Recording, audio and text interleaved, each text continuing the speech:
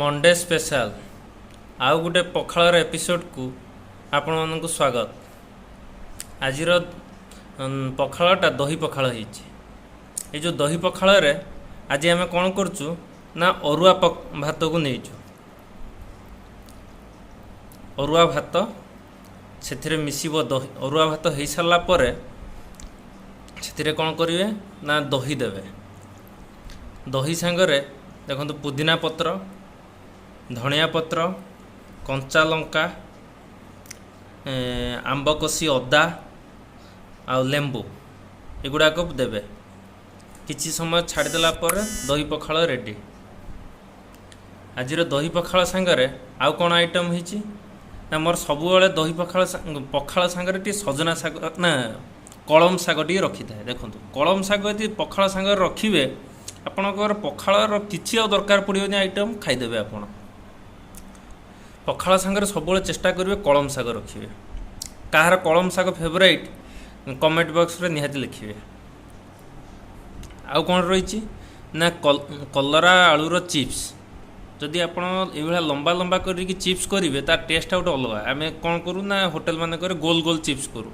से टेस्टा जी फरक न आसो ये लंबा कर काटिकी चिप्स बनइबे बहुत बढ़िया लगे। चिप्सटा केमती पड़ी ओनली कॉर्नफ्लावर। आप कौन करते ना बहुत जन बेसन टी हल्का दे ना बेसन देवे नहीं कॉर्नफ्लावर देवे। हल्का टी लंका गुंड देवे, धनिया गुंड टी देवे, आपणकर लुण देवे आ छाणीबे। देखिए चिप्सटा केते बढ़िया। मु सब पखाळ कौन रखे ना देसी पियाज। देखो आज दही पखाळ सांगरे देसी पियाज। आउ गोटे आइटम कौन रखी आज पखाळ सांगरे ना मिक्स भेज।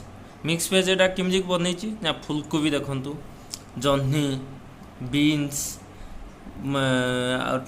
बैगण, गाजर, आलू, टमाटो एगुड़ा सब गुड़ा मुझे प्रथम फ्राए करी।